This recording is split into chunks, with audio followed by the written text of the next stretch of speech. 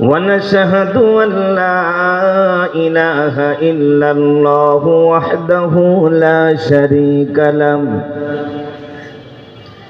ونشهد أن سيدنا وسندنا وحبيبنا وحبيب قلوبنا وطبيبنا وطبيب ملجأنا ومولانا محمد صلى الله عليه وسلم الذي أرسله بالحق بشيرا ونذيرا وداعيا إلى الله بإذنه وسراجا منيرا أما بعد فقد قال الله تعالى في كلامه المجيد وفرقانه الحميد فأعوذ بالله من الشيطان الرجيم بسم الله الرحمن الرحيم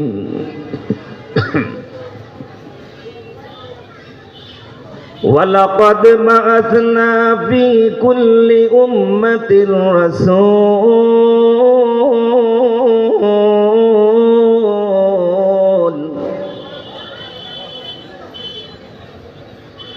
ولقد بعثنا في كل أمة رسولا أن اعبدوا الله واجتنبوا الطاغوت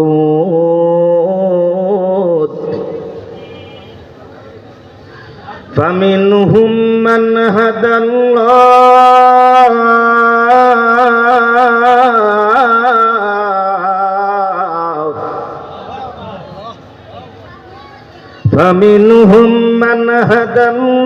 ومنهم من حقت عليه الضلالة فسيروا في الأرض فانظروا كيف كان عاقبة المكذبين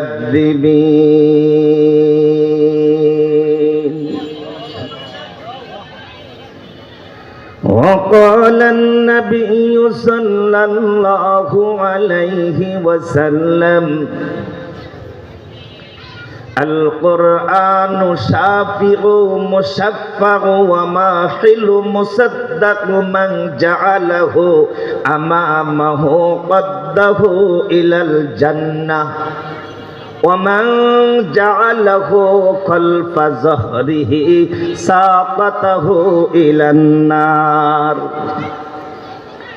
صدق الله العظيم وصدق على رسوله النبي الكريم ونحن على ذلك من الشاهدين والشاكرين والذاكرين والحمد لله رب العالمين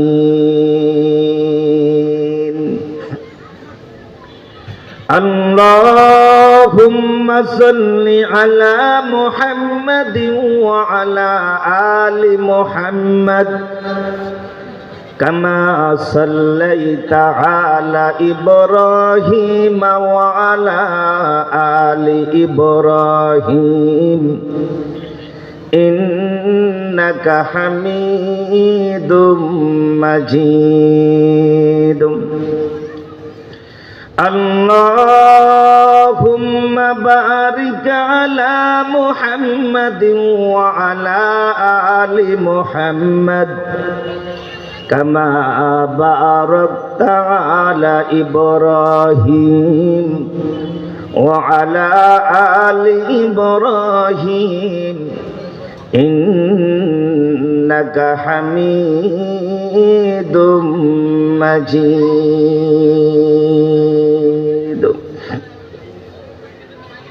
আসুন আমরা সকলে মিলে আল্লাহর নামের একটু তাসবিহ পাঠ করি। সুবহানাল্লাহ ওয়ালহামদুলিল্লাহ,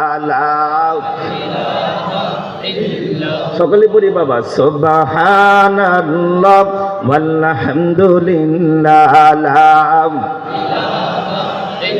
আরেকটু জোরে, সুবহানাল্লাহ ওয়ালহামদুলিল্লাহ।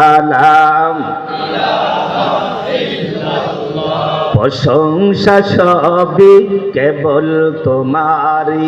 কার প্রশংসা করবে? সুখে দুঃখে আপদে বিপদে সর্বত্রে রাত্রে দিনে কার প্রশংসা করব?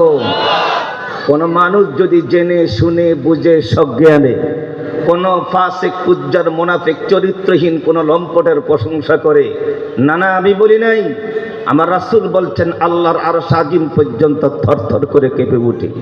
সুতরাং যার তার প্রশংসা নয়, কোন ব্যক্তির প্রশংসা নয়, জীবনের সকল ক্ষেত্রে প্রশংসা করব কার? আল্লাহর। প্রশংসা সবই কেবল তোমারই, প্রশংসা সবই কেবল তোমারই, রব্বুল আলামিন। দয়ালু মেহেরবান করুণা অপরাণ, দয়ালু মেহেরবান করুণা অপরাণ, আর কেহ নয় তুমি মালিক শেষ বিচারের দিন, শেষ বিচারের দিন। সুবহানাল্লাহ ওয়ালহামদুলিল্লাহ। এত ভাইয়েরা জোরে বলেন না, সুবহানাল্লাহ ওয়ালহামদুলিল্লাহ। আরো জোরে, সুবহানাল্লাহ ওয়ালহামদুলিল্লাহ। কেবল তোমারই করি ইবাদত, কেবল তোমারই চাহি নিয়ামত, কেবল তোমারই করি ইবাদত, কেবল তোমারই চাহি নিয়ামত। দাও দিশা দাও সরল পথের, দাও দিশা দাও সরল পথের, সিরাত মুস্তাকিম, সিরাত মুস্তাকিম। সুবহানাল্লাহ ওয়ালহামদুলিল্লাহ, সুবহানাল্লাহ ওয়ালহামদুলিল্লাহ। সুবহানাকা লা ইলমা লানা ইল্লা মা আল্লামতানা ইন্নাকা আনতাল আলিমুল হাকীম।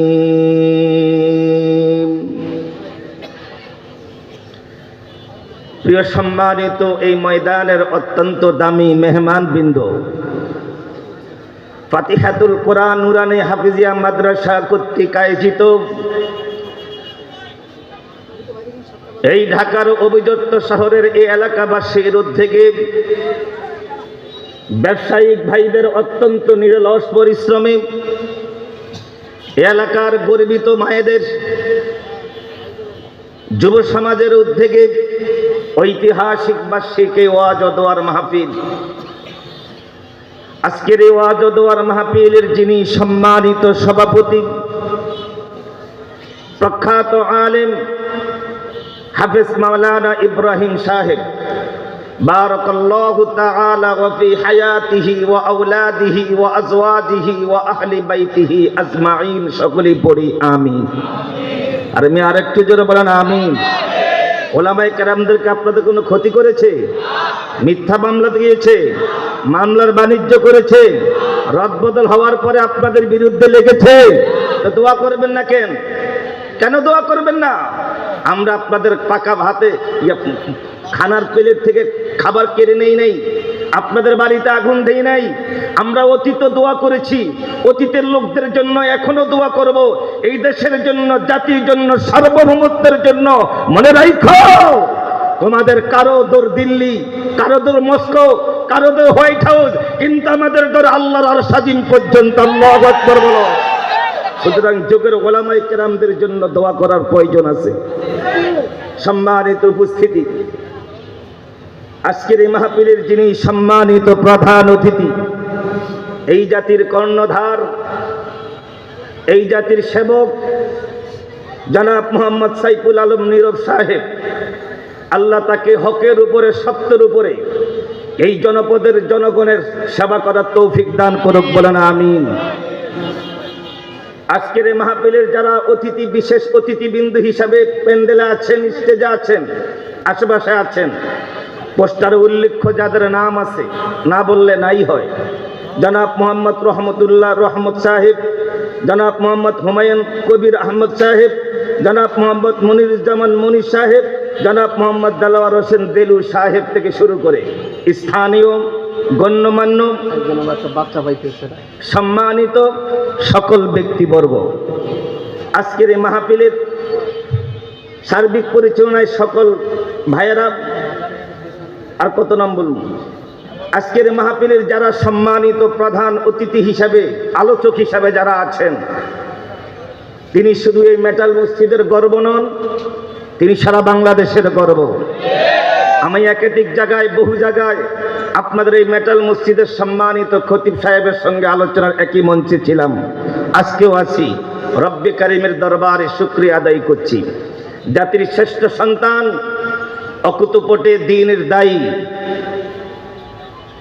হযরত মাওলানা মাহমুদুল হাসান মমতাজি সাহেব, আরো আলোচকদের মধ্যে যারা আছেন, হযরত মাওলানা মাহমুদুল হাসান ফেরদাউস, হযরত মাওলানা সালাউদ্দিন আইয়ুবী সাহেব থেকে শুরু করে স্থানীয় দূর দূরান্ত থেকে আগত বিচক্ষণীয় হযরত ওলামায়ে কেরাম, আমার বাবার সমতুল্য দাড়ি পাকনেওয়ালা মুরব্বিয়ানে ইজাম, আমার হৃদয়ের টুকরা, কলিজার টুকরা, ভালোবাসার টুকরা প্রিয় যুবক ভাইয়েরা, পদ্মার অন্তরালে অবস্থিত আছেন। যদিও পদ্মার অন্তরায় অধিকাংশগুলি রাস্তা রাস্তায় ঘুরতেছে, আমি দেখছি। পদ্মার অন্তরালে অবস্থিত আছেন আমার শ্রদ্ধাশীলা, সম্মানিতা, আবেদা, শাহেদা, যাকেরা, আল্লাহওয়ালা মা ও বোনেরা, আপনাদের প্রত্যেককে আমি আন্তরিকবাদ, মোবারকবাদ, ধন্যবাদ জানিয়ে আল্লাহ রাব্বুল আলামিনের দরবারে শুকরিয়া আদায় করে নিচ্ছি, যিনি আল্লাহ সুবহানাহু ওয়া তাআলা আমাদেরকে এই জায়জামেলা যুক্ত পরিবেশ থেকে মুক্ত করে তথাকথিত এক জাতীয় দূষিত নোংরা সমাজ ব্যবস্থার মধ্য থেকে বাছাই করে, যে রব্বে কারীম হাজারো ব্যস্ততার মধ্য থেকে আমাদেরকে আলাদা করে এই কোরআনের বাগানের ফুল হিসাবে যে আল্লাহ আমাদেরকে এখন এই মুহূর্তে এই ময়দানে ফুটিয়ে রেখেছে, আসুন আমরা সেই রব্বুল ইজ্জতের দরবারে কালিমাতুশ শুকরিয়া আদায় করে পড়ি আলহামদুলিল্লাহ। যদি আপনাদের কণ্ঠের মধ্যে কোনো সমস্যা না থেকে থাকে, যদি কোনো ডাক্তার, যদি কোনো কেউ আপনাদেরকে আল্লাহর শুকরিয়া আদায় করতে আপনাদের কণ্ঠের উপর নিষেধাজ্ঞা দিয়ে থাকে, তাহলে সেটা ভিন্ন হবে। আর যদি মনে করেন আপনি আজাদ, আপনি মুক্ত, আপনি স্বাধীন, আপনি আল্লাহর প্রিয় ভালোবাসার বান্দা, আল্লাহর প্রতি আপনার অবিচল আস্থা বিশ্বাস আছে, আল্লাহর প্রতি আপনার ভালোবাসা আছে, তাহলে মালিকের শুকরিয়া আদায় করুন সেভাবে, যেভাবে আদায় করলে রাতের এই নিস্তব্ধ পরিবেশের মাঝে ঢাকার এই প্রান্তপথের নাবিক থেকে একটা বিকট আওয়াজ আল্লাহর শুকরিয়ার বিস্ফোরিত হয়। আসুন আমরা এমন একটি শব্দ উচ্চারণ করে রব্বুল ইজ্জতের বরত্বের কালাম প্রকাশ করি, পড়ি আলহামদুলিল্লাহ। আবারও বলি আলহামদুলিল্লাহ, হামদান কাসীরান তাইয়িবান মুবারাকান ফীহি, ইয়া রাব্বি লাকাল হামদু কামা ইয়ানবাগি লিজালালি ওয়াজহিকা ওয়া আযীমি সুলতানি। আমি আমার আলোচনার শুরুর প্রারম্ভিকতাতেই যে একটা অপশনে আগের ভূমিকাতে কথা বলি, এরপরে আমি আমার আলোচনার বিষয়বস্তুর মাঝে ঢুকে যাচ্ছি। প্রথমত কথা হচ্ছে, রাস্তার মধ্যে আশেপাশে অনেক ভাইয়েরা আড্ডা দিচ্ছেন, গল্প করতেছেন, নিজের নফসের মনের কুপ্রবৃত্তির দাসত্বের খায়সিয়ত মিটাচ্ছেন দাঁড়িয়ে দাঁড়িয়ে। মাহফিল থেকে একটা বাচ্চা হারানো গিয়েছে, নাম জোনায়ের। তুমি যেখানে থাকো প্যান্ডেলের কাছে চলে আসো, তুমি যেখানে থাকো প্যান্ডেলের কাছে চলে আসো। কোনটা? এই যেটা, ওই যে আইসি আছে, বাচ্চা আছে, মাশাআল্লাহ। তাহলে বোঝা গেল কেরামত ফোকাস পাইতেছে নাকি? কোনটা আবার?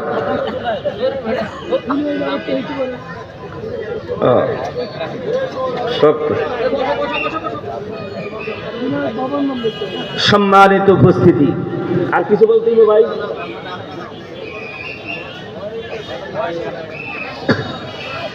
এখানে বাঁশি বাজায়, এখানে আওয়াজ।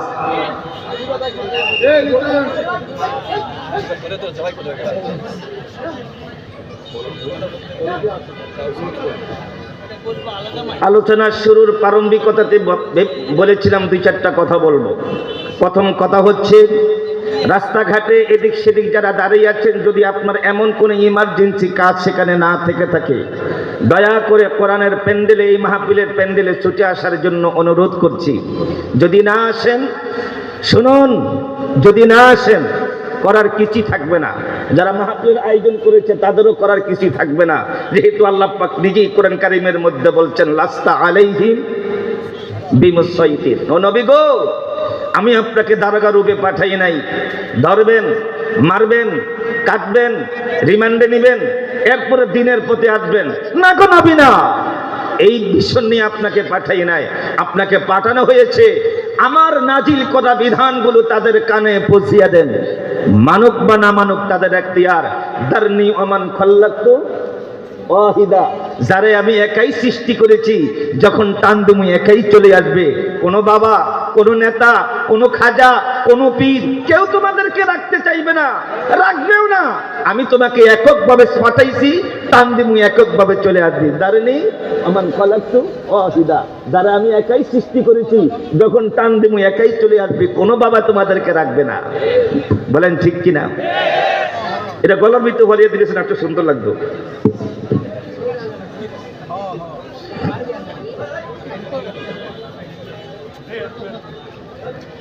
এই মর্মে আমি আপনাদেরকে একটা হাদিস শোনাই, যদি মনোযোগ দিয়ে শুনেন উপকারে আসবে। বলবো, নবী আকরাম সাল্লাল্লাহু আলাইহি ওয়াসাল্লাম বলেছেন, আল কুরআনু শাফিউ মুশাফফাউ ওয়া মাহিলু মুসাদ্দাকু মান জাআলাহু আমামাহু কদ্দাহু ইলাল জান্নাহ ওয়া মান জাআলাহু কলবা যহরিহি সাকাতাহু ইলান নার। নবী বলতেছেন, সাহাবীরা রে, হাসরের ময়দানে আল্লাহর এই কোরআনের মতো এমন শাফায়েত, এমন সুপারিশ, এমন তর্ক আল্লাহর দরবারে আল্লাহর কিছু বান্দাদের জন্য আর কেউ করবে না, কেউ করবে না, কেউ করবে না। কোরআন আল্লাহর কিছু বান্দাদের জন্য এমন শাফায়েত সুপারিশ করবে। সাহাবীরা প্রশ্ন করলেন, নবী গো, ওগো নবী, কোন ব্যক্তির জন্য কোরআন এমন শাফায়েত করবে এবং কতক্ষণ পর্যন্ত করবে? ততক্ষণ পর্যন্ত কোরআন শাফায়েত করবে যতক্ষণ না তাকে আল্লাহর জান্নাতে পৌঁছাইতে না পারবে। তো কোন ব্যক্তির জন্য কোরআন শাফায়েত করবে? এবার রাসূল বলতেছেন, যেই ব্যক্তি কোরআনকে সামনে রেখে দুনিয়াদারি করেছে, ব্যবসা করেছে, ওকালতি করেছে, ইঞ্জিনিয়ারগিরি করেছে, ডাক্তারগিরি করেছে, মেম্বারগিরি করেছে, চেয়ারম্যানগিরি করেছে, এমপিগিরি করেছে, রাজনীতি করেছে। এক কথাতে চলে আসি, প্রত্যেকটি মানুষ তার জীবিকা নির্বাহের জন্য যে যেই পেশা বেছে নিয়েছে, প্রত্যেকের জীবনের পেশাটা যদি, প্রত্যেকের কর্মস্থলটা যদি এই কোরআন সামনে রাখা, কোরআনের বিধান সামনে রাখা যদি সে পরিচালনা করে, আমার নবী বলছে এই কোরআন তার জন্য শাফায়াত করবে হাসরের ময়দানে ততক্ষণ পর্যন্ত যতক্ষণ না তারা আল্লাহর জান্নাতে পৌঁছাইতে না পারবে। বলেন তো কথাটা কে বলছে? আল্লাহ। আল্লাহ বলেন, আমার রাসূল বলছেন, এই কোরআন হাসরের ময়দানে আল্লাহর কিছু বান্দাদের জন্য শাফায়াত করবে ততক্ষণ পর্যন্ত যতক্ষণ না তারা জান্নাতে পৌঁছাইতে না পারবে। কোন ব্যক্তির জন্য কোরআন শাফায়াত করবে? যেই ব্যক্তি কোরআনকে সামনে রাখা দুনিয়াদারি করেছে। একই হাদিসের পরবর্তী অংশ, ওমান জাআলাহু কলবা যহরিহি সাকাতাহু ইলান নার। আর পক্ষান্তরে যেই ব্যক্তি কোরআনকে পিছনে রেখে দুনিয়াদারি করবে। সবাই শুনেন, আমরা যারা পিছনে শুনতেছেন তো সবাই। আর যেই ব্যক্তি কোরআন পিছনে রেখে দুনিয়াদারি করবে, পিছনে মানে কি? কোরআনের বিধান পড়ে, নামাজ পড়ে, রোজা পড়ে, হজ পড়ে, যাকাত পড়ে, ফিতরা পড়ে, সাদকা পড়ে, ইবাদত পড়ে, সুন্নাত পড়ে, তা আগে কি? আগে আমার দুনিয়া, আগে টাকা, আগে অর্থ, আগে বিত্ত, আগে জোশ, আগে খ্যাতি, আগে বাড়ি, আগে নারী, আগে গাড়ি, আগে আমার দুনিয়ার চাকচিক্য নীল রঙের বাতি, এটা আমি আগে চাই।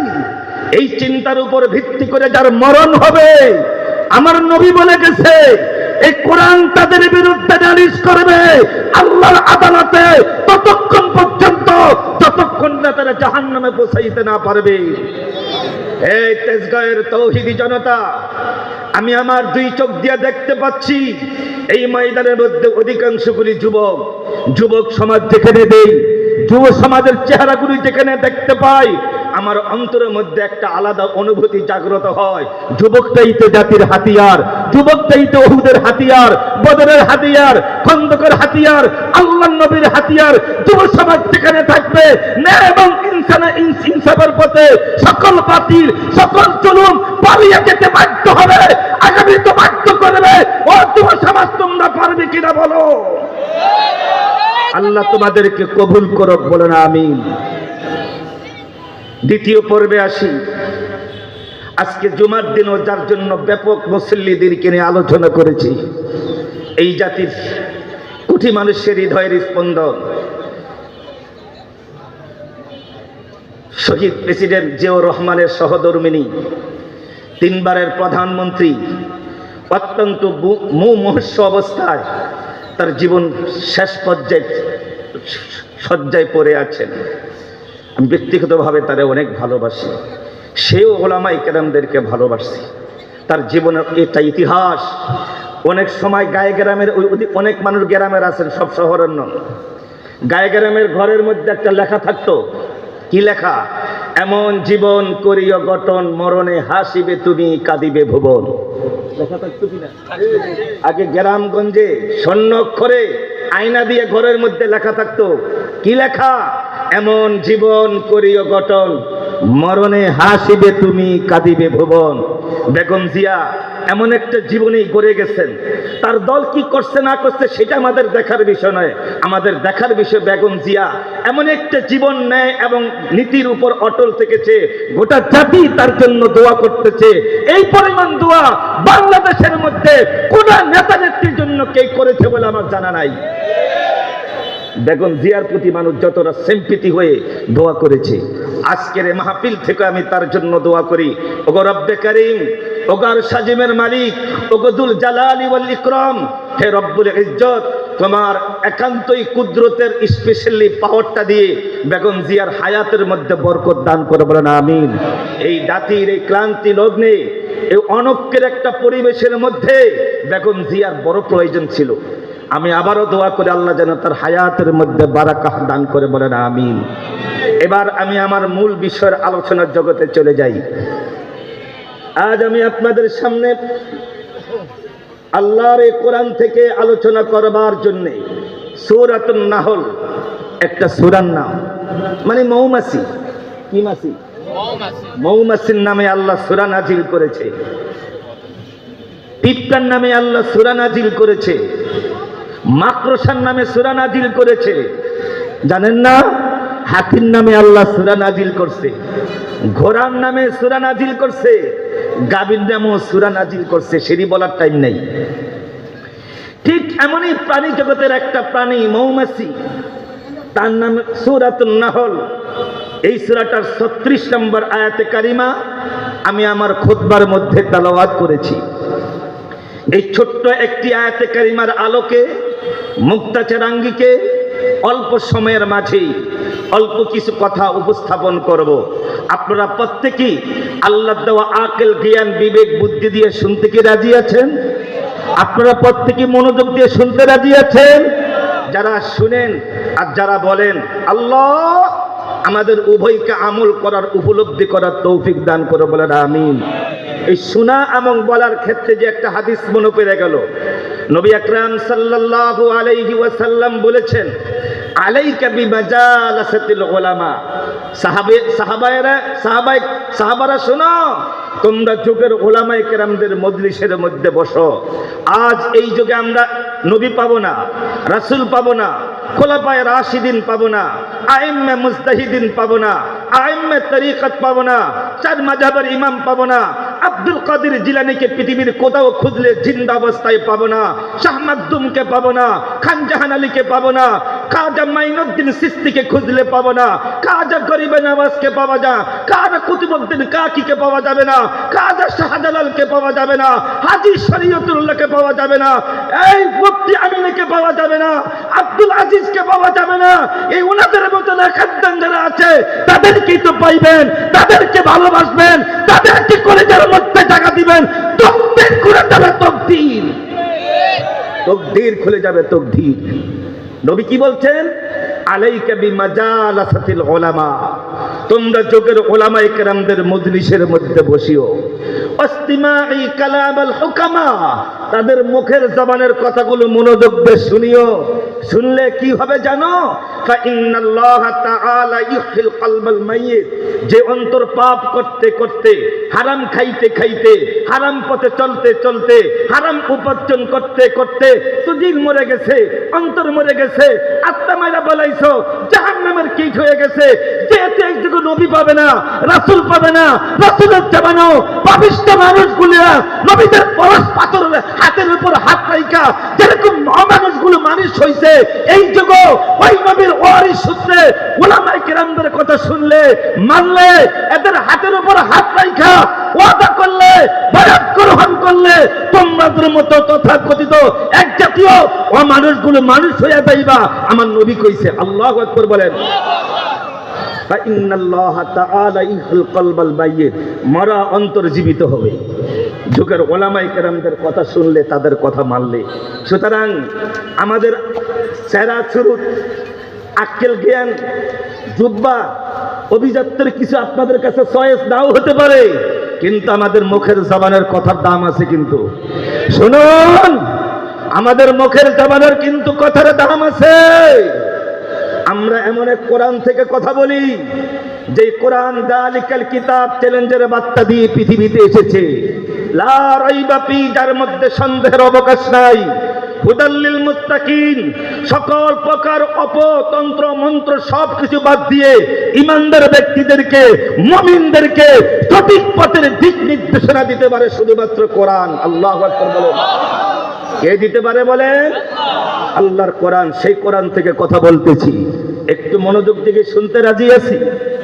এখনো তো কথা শুরুই করি নাই, রাজি আছি কিনা? তাহলে আমি সূরাতুন নাহলের 36 নম্বর আয়াতের উপর আলোচনা করব। বলেন কোন সূরা? 36 নম্বর আয়াতে কারিমার উপর আলোচনা করব। আসুন আমরা 36 নম্বর আয়াতে কারিমাটুকু আবারও তেলাওয়াত শুনি, এরপরে অর্থ বলি, এরপরে অর্থের ভিতর থেকে আলোচনা বের করে নিয়ে আসি। এটাই তো আলোচনা করার সিস্টেম। আসুন আমরা সিস্টেম ওয়ারি আলোচনা শুরু করি। আল্লাহ সুবহানাহু ওয়া তাআলা বলেছেন, কি বলেছেন? ওয়ালাকাদ বাআসনা ফি কুল্লি উম্মাতির রাসূলা ওয়ালাকাদ বাআসনা ফি কুল্লি উম্মাতির রাসূলা আন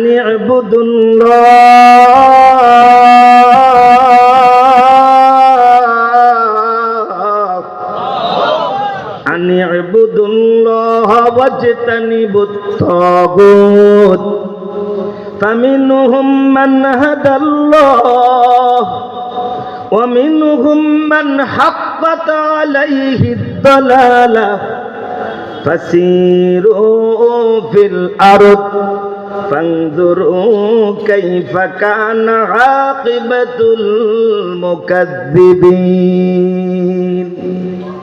এই হচ্ছে সূরা নাহলের 36 নম্বর আয়াত। এবার আয়াতে কারিমার তরজমা বলি। প্রত্যেকে আমার দিকে তাকান। আলহামদুলিল্লাহ, দেখেছি তাকাচ্ছেন, আলহামদুলিল্লাহ। আল্লাহ আপনাদেরকে কবুল করুক, বলে না আমি। এই আয়াতে কারিমার মধ্যে রব্বুল ইজ্জত বলছেন ওয়ালাকাদ বাআসনা ফি কুল্লি উম্মাতির রাসূলা, প্রতিটি যুগে, প্রতিটি কালে, প্রতিটি গোত্রে, প্রতিটি দেশে, প্রতিটি শহরে, প্রতিটি মানুষের কাছে আমার আল্লাহ কয় এই মর্মে আমি রাসূল পাঠাইছি, এই বার্তা নিয়ে রাসূল পাঠাইছি। ওয়ালাকাদ বাআসনা ফি কুল্লি উম্মাতির রাসূলা, আমি তো বাসাল, বক্তা যারা এরা বাসাল হয়, বাসাল দিকে অনেক কথা কইছি, কিন্তু আমার আল্লাহ এত কথা কয় নাই। আমার আল্লাহ কি কইছে? ওয়ালাকাদ বাআসনা ফি কুল্লি উম্মাতির রাসূলা, প্রতিটি কওমের কাছে, জাতির কাছে আমি এই মর্মে রাসূল পাঠাইছি, এই বার্তা নিয়ে রাসূল পাঠাইছি। তো বার্তা কি? নবীদের এখানে বার্তা বলা হয়েছে দুইটা, বলেন কয়টা? এক নম্বর বার্তা হলো আনি ইবুদুল্লাহ, আল্লাহর দাসত্ব করো, আল্লাহর ইবাদত করো। নবী রাসূলগণ দাওয়াত দিয়েছে কোন নিয়মে করবা, কোন পদ্ধতিতে করবা, কোন সিস্টেমে করবা। আমি সে আল্লাহর পক্ষ থেকে একজন নবী হিসাবে তোমাদের দেশে, তোমাদের গ্রামে, তোমাদের বাড়িতে, তোমাদের উপাসনায় আমি হাজির হয়েছি।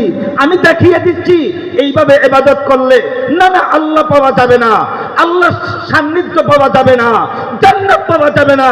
আমি সে আল্লাহর পক্ষ থেকে একজন মনোনীত নবী হিসাবে তোমাদেরকে দেখিয়ে দিবার জন্য, জানিয়ে দিবার জন্য, শিখিয়ে দিবার জন্য রাসূল হিসাবে আগমন করেছি। আমার দেখানো মত অনুপাতে ইবাদত করো, আল্লাহ পাইবা। এর মূল কথা এটাই, আনি ইবুদুল্লাহ, আমি তোমাদেরকে যেভাবে বলি সেভাবে ইবাদত করো। নবীদের এক নম্বর কাজ হলো এটা, ব্যাখ্যাতে আসবো পরে, একটু পরে আসবো ব্যাখ্যাতে। দুই নম্বরে নবীদের কাজ হচ্ছে দাওয়াত, হচ্ছে দাওয়াতি কাজ। ওয়াজতানিবুত তাগুত, দুই নম্বরে নবীদের দাওয়াতি কাজ কি? ওয়াজতানিবুত তাগুত, তাগুতকে স্বীকার করো, তাগুতকে বর্জন করো, তাগুতের সঙ্গে দুশ্মনী করো, প্রয়োজন বোধ তাগুতের বিরুদ্ধে লড়াই করো, লড়াই। সব বলে গেছে হুজুর কি কয় লড়াই কে রে? না, ওয়াজতানিবুত তাগুত, তাগুতকে স্বীকার করো। আজ এই জাতির জন্য বড় দুর্ভাগ্য,